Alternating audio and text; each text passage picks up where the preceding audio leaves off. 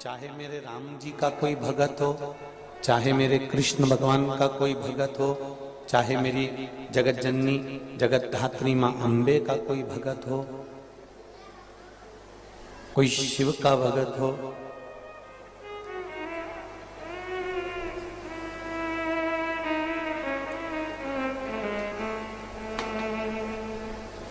कोई भी एक भगत भी अगर अपने गांव में निवास कर रहा है, अपने नगर में, अपने मोहल्ले में, अपनी कॉलोनी में, अपने क्षेत्र में रह रहा है, तो समझ लेना कि उस नगर का, उस कॉलोनी का कोई बाल बांका नहीं कर सकता, वो अग्रण्य ही रहे।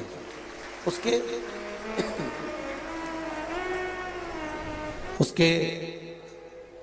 भक्ति के बल पर उसको सुख का अनुभव होता है।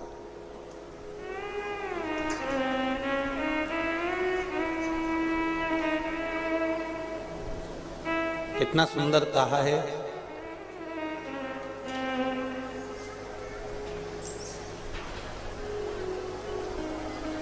व्यसनियों के साथ में रहोगे, व्यसन करने वाले के साथ में रहोगे तो व्यसनी ही बनोगे।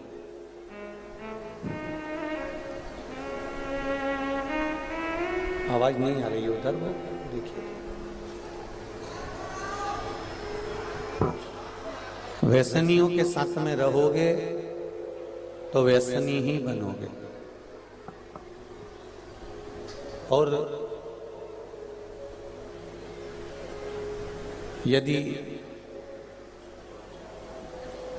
कोई संत के साथ में, साधु के साथ में, सन्यासी के साथ में, सार्थक उपासक करने वाले, भगवत भजन करने वाले, स्मरण करने वाले, कीर्तन करने वाले, मंत्र जाप करने वाले का कहीं दो क्षण का भी अगर संग मिल गया, दो क्षण का भी अगर संग हमें प्राप्त हो गया, तो ये समझिएगा कि हम भी कुछ नहीं तो उस संत की शरणागति के साथ में, भजनावली की शरणागति के साथ में, परमात्मा के भजन करने वाले की शरणागति के साथ में हमारा भी जीवन सार्थक हो गया और हमने अपने जीवन को सवार पाया।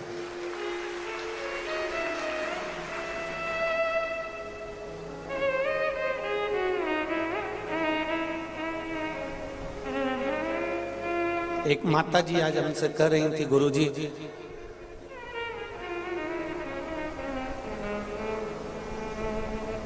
अब पति नहीं है मेरा, मैं अकेली हूं और अकेली भजन कैसे करूं, मेरा साथ कोई भी तो नहीं है। छत्तीसगढ़ की इस पावन धरा पर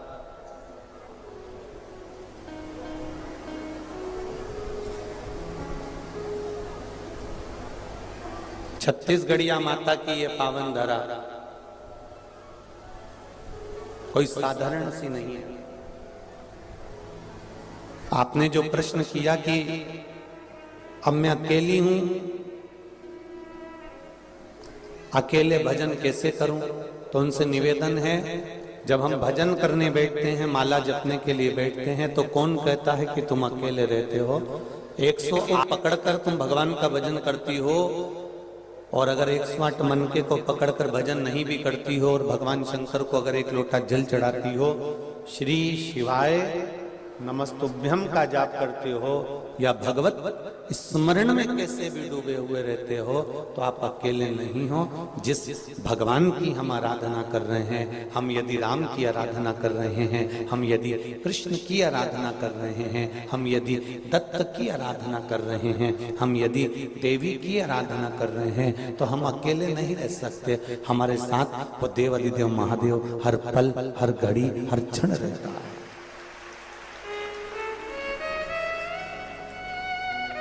प्रत्येक के साथ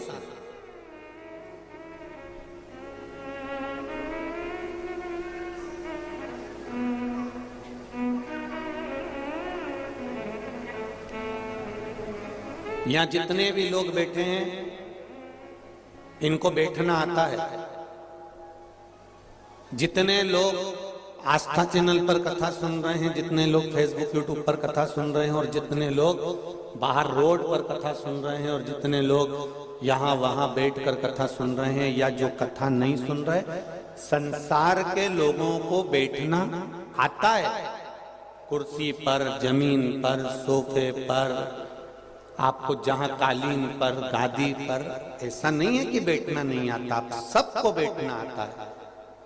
बैठना सबको आता है, पर उसको ये नहीं मालूम पड़ता मरते मरते तक भी कि बैठना कहां पर है, किस जगह पर बैठना।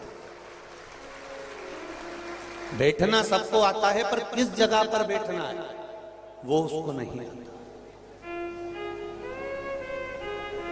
किसी दुकान पर जाकर बैठना, किसी व्यसन वाले के पास बैठना, किसी जुआरी के पास बैठना, किसी मांसाहार वाले के पास बैठना, किसी मदिरा पान वाले के पास बैठना, ये बैठना आप कहां बैठ रहे हो?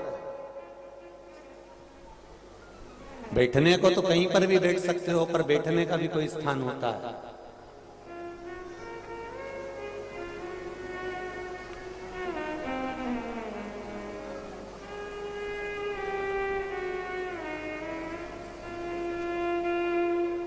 कौवे को मोती खाने को दोगे तो वो मोती नहीं खाएगा, मोती नहीं चुगेगा।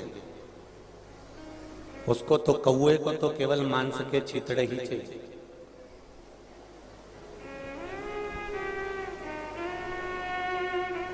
कौवे को केवल मांस के छितड़े चाहिए।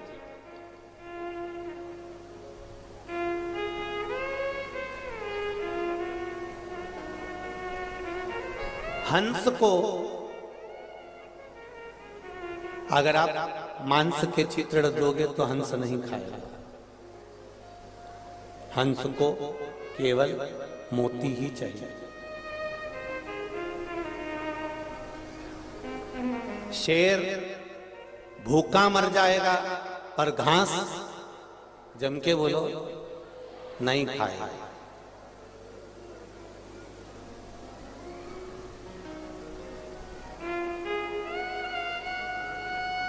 ऐसे कई पशु पक्षी हैं, ऐसे कई जानवर हैं, ऐसे कई जीव हैं जो अपने नियम से चल रहे हैं कि मैं मर जाऊंगा।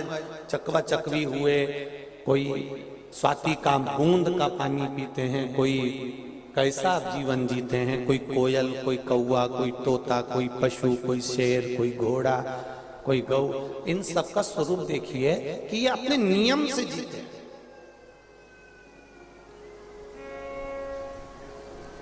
शेर भूखा मर जाए पर घास नहीं खाता, दूसरे का करा हुआ शिकार पड़ा रहेगा, नहीं खाएगा।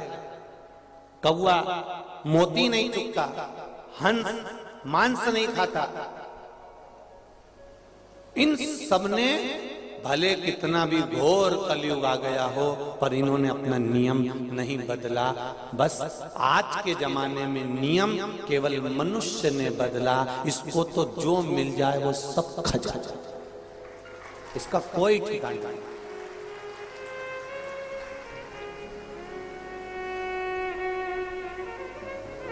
इसका कोई ठिकाना नहीं है कि इसको केवल रोटी ही चाहिए, समय पड़े तो ये ठेले पे चले जाए, समय पड़े तो व्यसन की वस्तु।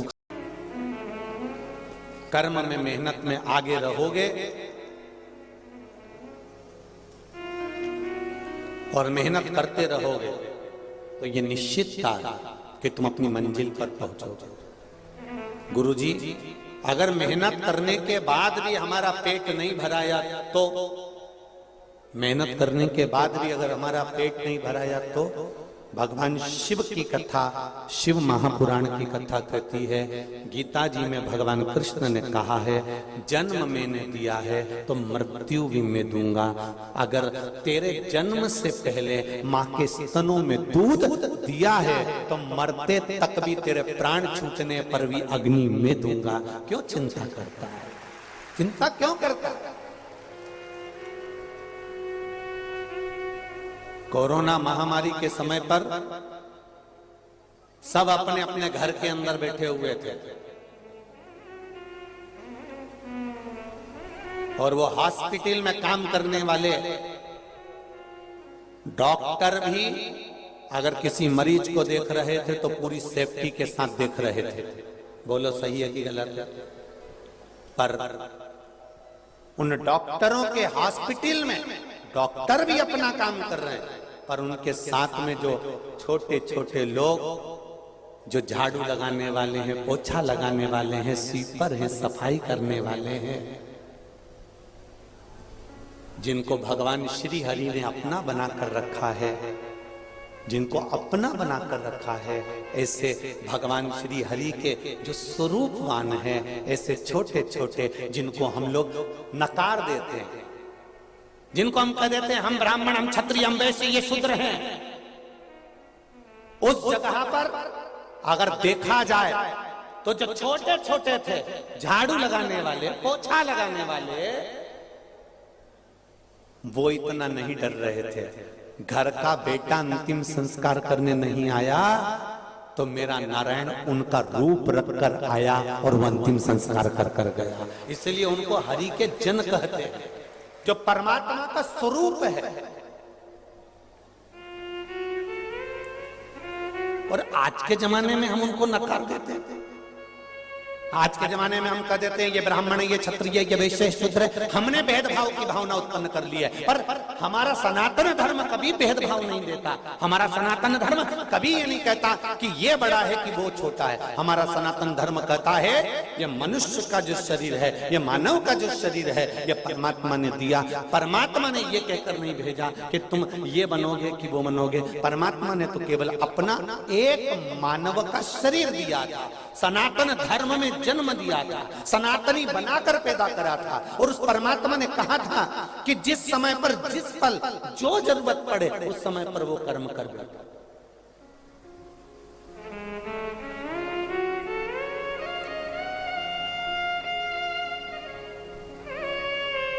जैसे आपके और हमारे बीवी बच्चे हैं, क्या उनके बीवी बच्चे नहीं थे? वो भी तो संभालते थे, वो भी तो शमशान तक लेकर जाते थे, वो भी तो एम्बुलेंस चलाते थे।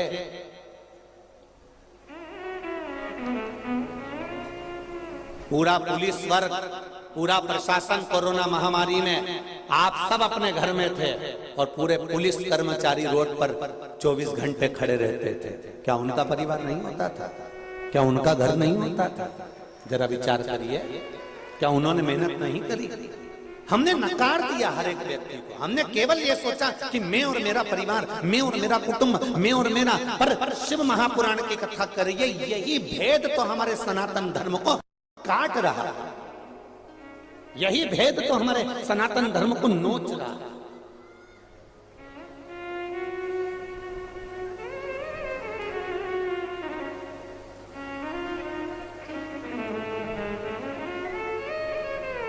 सबसे बड़ा सुख है हमारी एकता में, सबसे बड़ा आनंद है हमारी एकजुटता, हमारा संगठन, हमारी एकजुटता, हमारा संगठन। आज इतनी संख्या में आप लोग आए हो, लाखों की संख्या में पहुंचे हुए हो, ये आपका संगठन ये दिखाता है। और एक बात और कहना चाहूंगा आज इस व्यासपीठ से, जब आप इतनी संख्या में आए हो तो रायपुर के कई लोग तो अपने घर से निकलना नहीं चाह रहे थे, तो भी आधी रात को आके 10 बजे के बाद अपनी पत्नी को गाड़ी पे लाकर देख रहे हैं आखिर ये हो क्या रहा है।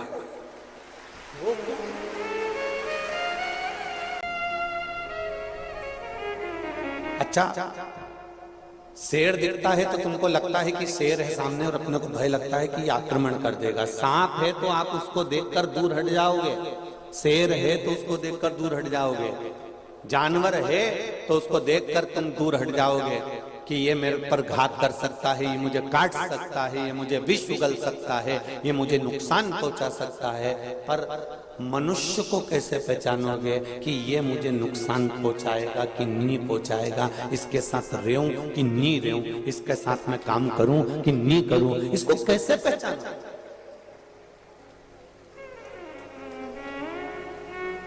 परमात्मा नहीं पहचान पाया इस मानव को जन्म देने के बाद। एक बार लक्ष्मी जी ने भगवान विष्णु से कहा, पार्वती जी ने भगवान शंकर से कहा, जैसे मूर्ति बनाने वाले होते हैं, लक्ष्मी जी की मूर्ति बनाते हैं, गणेश जी की मूर्ति बनाते हैं, देवी जी की मूर्ति बनाते हैं, अभी तुमने दीपावली पे देखा होगा, इतनी बड़ी बड़ी लक्ष्मी जी लेकर आए होंगे, उन मूर्तियों को अलग से नहीं बनाया। तो पार्वती जी ने शिव जी से कहा, एक काम करो ना, मूर्ति वाले जैसे काम करो, एक सांचा तैयार कर लो, उस सांचे में इनको ढाल दिया करो, निकाल दिया करो एक जैसे, उसमें क्या दिक्कत है? ये अलग अलग डिजाइन का क्यों पैदा करते हो? इतने बैठे हो, लाखों की संख्या में आयो, कोई छोटे मोटे नहीं आयो, लाखों की संख्या में।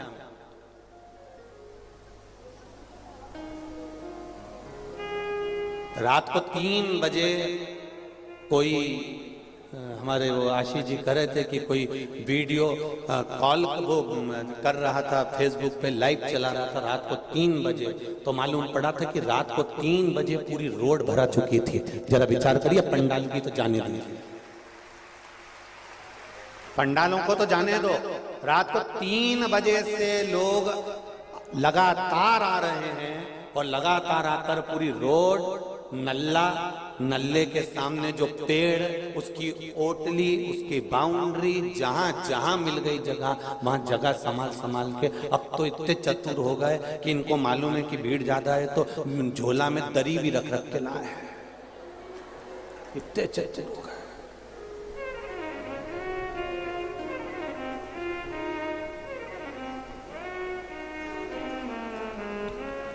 इतनी संख्या में आए, जरा विचार करिए, अपनी चित्तवृत्ति में ये उतारिएगा।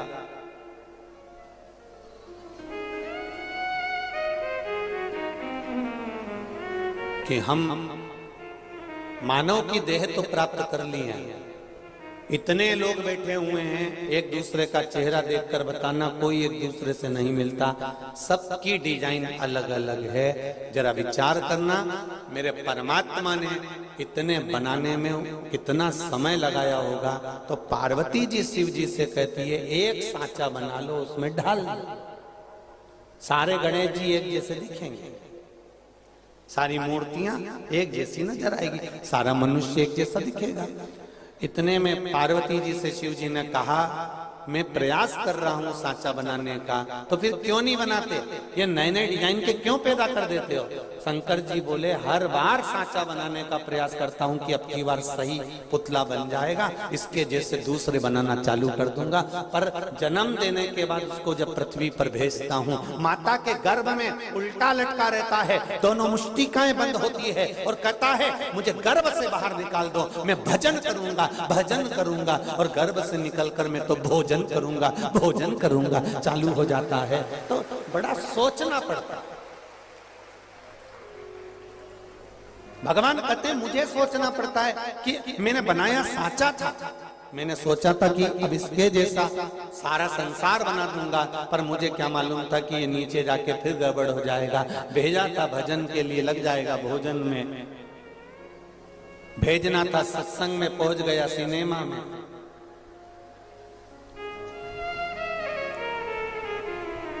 कितनी कृपा करिए मेरे दयालु ने, कितनी दया करिए, हाथ दिए सेवा के लिए, दान के लिए, नेत्र दिए दर्शन के लिए, मुख दिया भजन के लिए, कर्ण दिए श्रवण के लिए।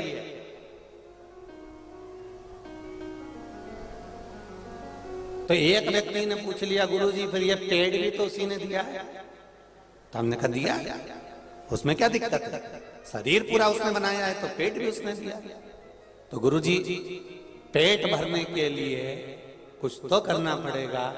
तो हमने कहा इस व्यासपीठ से हमने कभी मना करी कि तुम काम मत करो? बोलो री जी, कभी बोला? हमेशा एक बात बोली है, कर्म कर। तो मालूम नहीं था, रात्रि के समय वो विकास उपाध्याय जी के यहाँ शिव जी का मंदिर है, तो बाबा के मंदिर का दर्शन करने के लिए हम गए थे। तो वहां से आते आते हमारा एक नियम है, 7 दिन की कथा में एक दिन हम जो लोग ठहरते हैं उनसे मिलने जाते हैं। अब 5 दिन की कथा में कल कई दिन था। हमने बसंत जी से कहा जरा चलिए, और आए, मिले। तब मालूम पड़ा कि पूरी रोड पर जितने दिन में है उतने रात को 11 बजे तक और क्या सेवादार सेवा दे रहे थे, ना जाने कौन कौन सी संस्थाओं के नाम बोलूं, मैं गाड़ी में तो पढ़ भी नहीं पा रहा था। ऐसी ऐसी संस्थाएं, ऐसे ऐसे मंदिर वाले, ऐसी ऐसी समितियां, कोई पोहा बांट रही है, कोई खिचड़ी बांट रही है, कोई चाय बांट रही है, कोई समोसा बांट रही है, कोई कचौड़ी, कोई पूड़ी, कोई सब्जी, कोई चाय, पूरी संस्था वो रोड से लेके यहाँ रोड तक सब दूर, और लोग इतने प्रेम से खा रहे हैं, इतने प्रेम से आनंद ले रहे हैं। शायद रायपुर के इतिहास में ये नजारा फिर नहीं देखने को मिल सकता, शायद।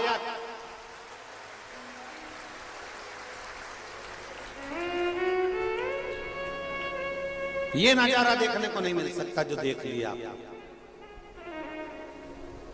ये आपकी एकता में जो आनंद दिखाया है, आपके स्वरूप ने जो आनंद दिखाया है, तो लोगों को भी हृदय में उमंग उत्पन्न हुई कि हम भी चल के देखें आखिर शिव पुराण में है क्या।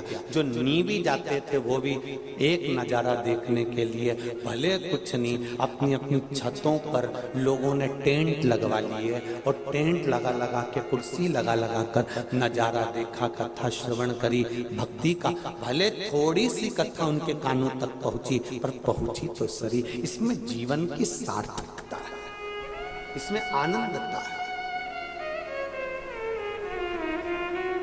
और इसी को आनंद कहते हैं। सुख और आनंद में क्या अंतर है?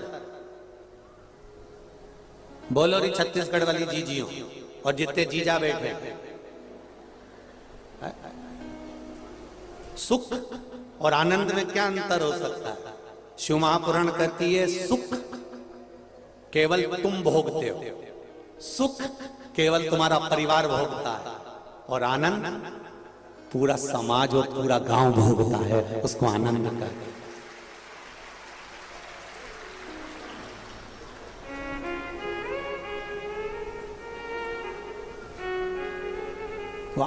बसंत कुमार जी ये कथा को छोटे रूप में भी करा सकते थे, कह सकते थे गुरुजी हम कथा करवाएंगे तो हम हमारे हॉल में सुनेंगे, हमारे घर में सुनेंगे, तो वो सुख था, वो केवल सुख था कि स्वयं के लिए जो लिया गया, स्वयं की गाड़ी, स्वयं का आनंद, स्वयं का सुख, वो सुख है। पर आनंद किसको कहा गया है? नहीं, अगर कथा हो रही है तो पूरा जितना भी रायपुर का लोग है और आसपास का लोग है वो आए और इस कथा का आनंद लेकर जाए। जब आनंद लेकर जाएगा तो ये निश्चित है, एक पोलियो की दवाई एक बार पिलाई जाती है और पूरी दूर अलाउंस होता रहता है। क्या बोलते हैं?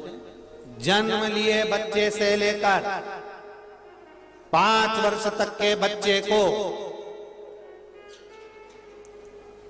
पोलियो की दवाई निशुल्क पिलाई जाएगी।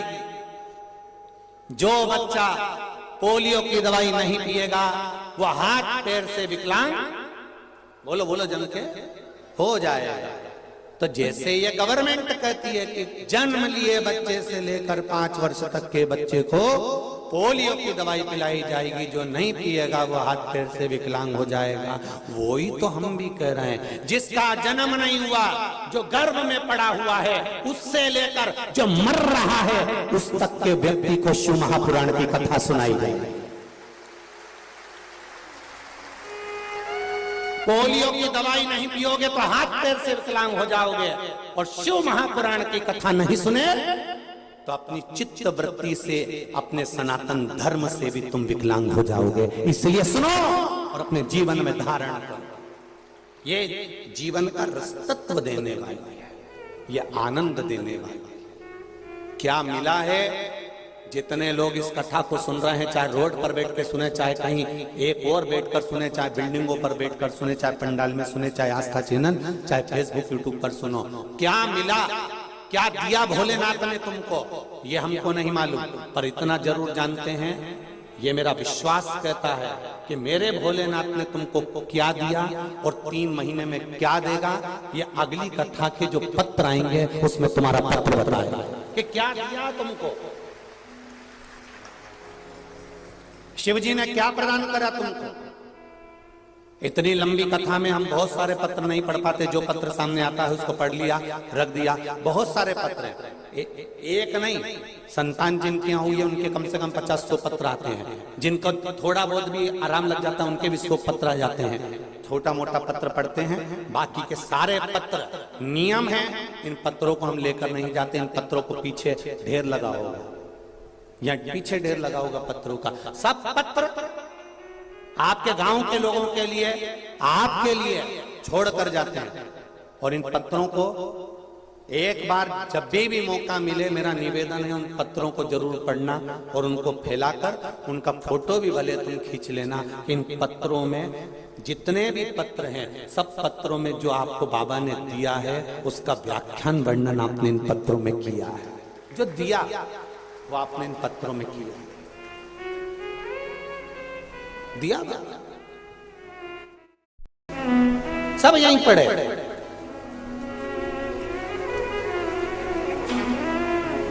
इतने सारे पत्र अगर हम इकट्ठे कर करके सीओर ले जाएं ना, तो एक अलग से घर बनाना पड़ेगा इनको धरने के लिए। ये अलमारी मलमारी में आने वाले नहीं है, इनको रखने के लिए एक अलग से घर बनाना पड़ेगा। इसमें रखते जाओ रखते जाओ रखते जाओ रखते जाओ। एक पत्र देखिए,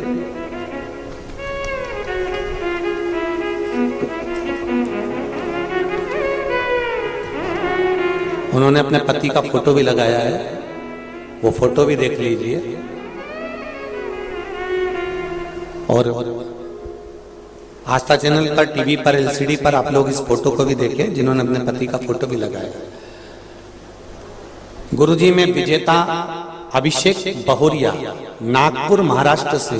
जहां बैठे हो हाथ हिलाइएगा, जहां भी बैठे हो हाथ हिलाइएगा। मैं विजेता अभिषेक बहुरिया, नागपुर महाराष्ट्र से हूं। गुरुजी मैं भोलेनाथ कि क्या बखान करूं। आज भोले बाबा की कृपा से, उनके आशीर्वाद से मेरा सुहाग आज मेरे सामने खड़े हैं।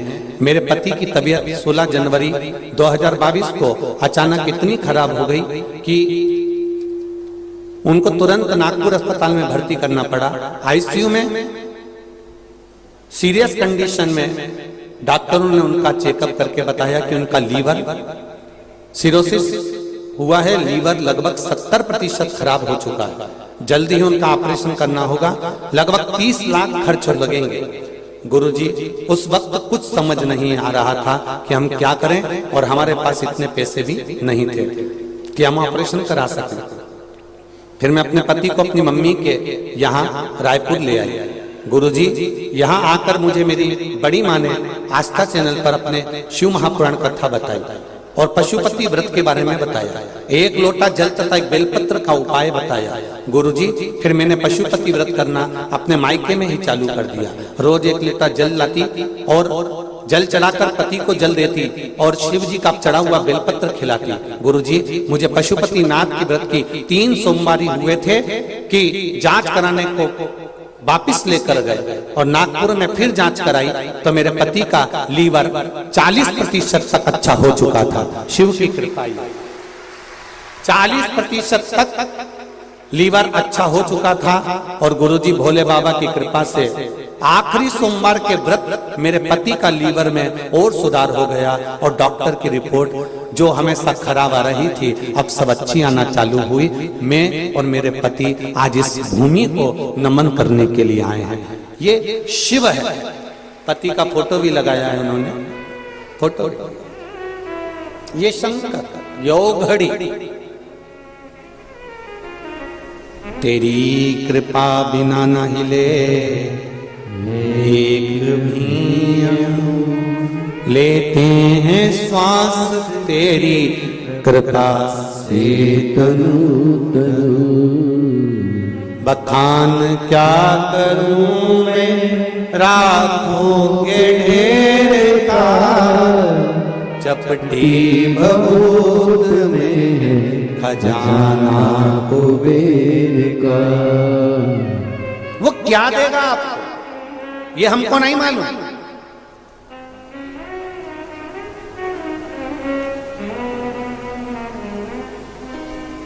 और फिर निवेदन करते हैं ना हमको चमत्कार करना आता है, ना हमको मंत्र साधना आती है, ना हमारे पास में कोई बेल ना बहुती। हमारे पास तो केवल एक ही है सारी समस्या का हल, एक लोटा जल। वो भी हमें दूसरे के हाथ का नहीं, स्वयं चढ़ाइए, स्वयं खाएंगे, स्वयं का पेट भराएगा। स्वयं खाएंगे, स्वयं का पेट भराएगा। स्वयं भजन करेंगे, भजन का बल भी स्वयं प्राप्त हो। अपने लिए करो, अपने लिए। कोई दूसरा नहीं देगा।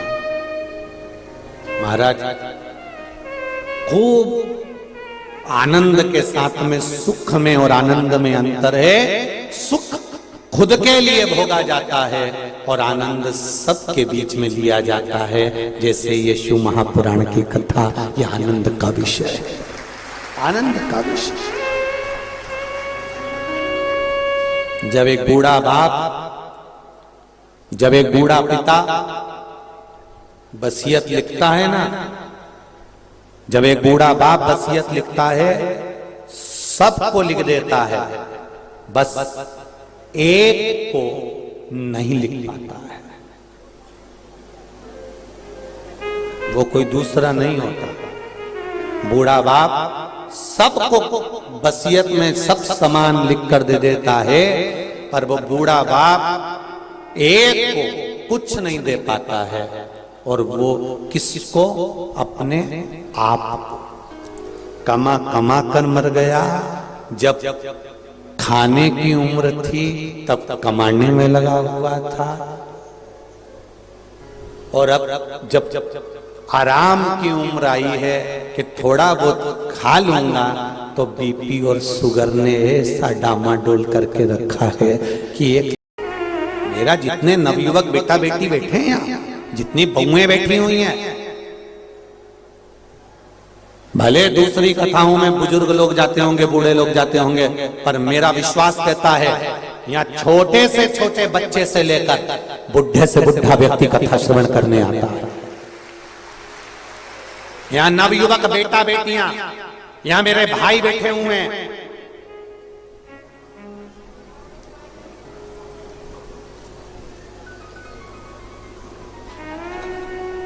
यहाँ मेरे भाई लोग भी बैठे हैं, यहाँ बेटा बेटियां भी बैठे हैं, नवयुवक बच्चे बैठे हुए हैं। मेरा उनसे एक ही कहना है, तुम मेहनत करो, कर्म करो, पढ़ाई करो, विद्याध्ययन करो, तुम घर संभालो, परिवार संभालो, और उसके साथ अपने जीवन की खुशियों को मारना नहीं, अपने जीवन की खुशियों को अलमस्त जियो। जब बुढ़ापा आ जाता है ना, तो ये पहनने के कपड़े भी अच्छे नहीं लगते, हौरी कौन पहने, क्या करेंगे। अब बुढ़ापे में भी कहते हैं कौन देख रहा हो, अपन तो जैसा पहन लो। जय जोहार।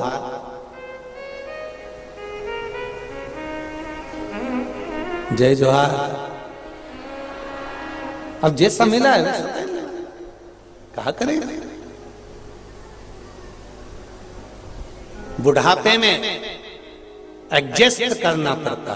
बहू ने रोटी ला कर दी, सब्जी ला कर दी, अभी तक जब तक तुम युवान अवस्था में हो, तुम्हें जो अच्छा लगता है तुम बनाते हो। अवस्था तुम्हारी गई, अब जो वो बनाएगी, कौन? चंद्रघंटा। जो वो बनाएगी वो तुमको खाना। अब वो अच्छा बनाए, बेकार बनाए, जैसा बनाए, और तुम भले वो में नमक हो चाहे नियो मिर्ची हो चाहे नहीं हो, और तुमको तारीफ करके खाना बहुत अच्छी बनी। दिवाली पे उसमें गुलाब जामुन बनाई और मालूम पड़े ऊपर का गुलाब गायब था, अंदर ऐसी गठान जैसी जामुन जामुन भरी हुई थी। सास को ला कर दी, मम्मी मम्मी लो। मम्मी ने कहा बेटा क्या है ये? मम्मी गुलाब जामुन है।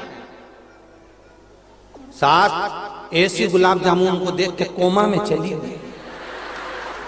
ऐसी इसके ऊपर का काला काला लाल लाल वो काट गया, अंदर की केवल गुठली थी, बाकी ऊपर का गायब था। और मैं छाती पे खड़ी पल्लू लेके, कैसी लग रही?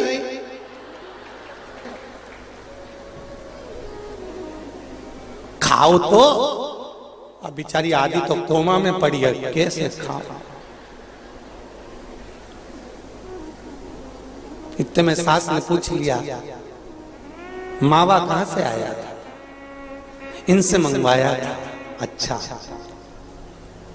मेरा बहुत मन कर रहा था एक बार गुलाब जामुन बना के खिलाऊं तुमको। सास ने बोला, अभी खिलाने मना नहीं है, पर मैं मर जाऊं ना, उसके बाद में पंडित जी को जब भोजन कराने बुलाया 16 श्राद्ध में, तब कभी मत खिलाना। उसने पूछा, मम्मी क्यों? मम्मी बोली, मैं कहीं पे भी होंगी ना, मैं से बद्दुआ दूंगी। ऐसे गुलाब जामुन खिलाई, ऐसे खिलाई तूने? अरे भगवान, अवस्था जाए तब कौन पूछेगा कि तुमको क्या अच्छा लगता? बुढ़ापा आएगा तब कौन पूछेगा कि तुमको क्या अच्छा लगता? सब अपने कमरे का इंटीरियर कराएंगे, सब अपने कमरे का डेकोरेशन करेंगे, बहुएं अपना कमरा साफ करेगी, पर डोकरी तेरे कमरे में कोई नहीं आएगा, तू अपना कमरा को साफ कर। कौन करेगा? और जितना सुंदर कमरा बहू का, बेटों का और घर के बुजुर्ग का कमरा, तुम सब, आवाज नहीं आ रही क्या? आ रही है ना? ठीक है। कौन पूछ रहा? कौन जाना? किसने जाना? कौन जाना? एलईडी बंद है क्या? चल रही है? बस ठीक है। पीछे आवाज नहीं जा रही है? उधर आवाज नहीं जा रही।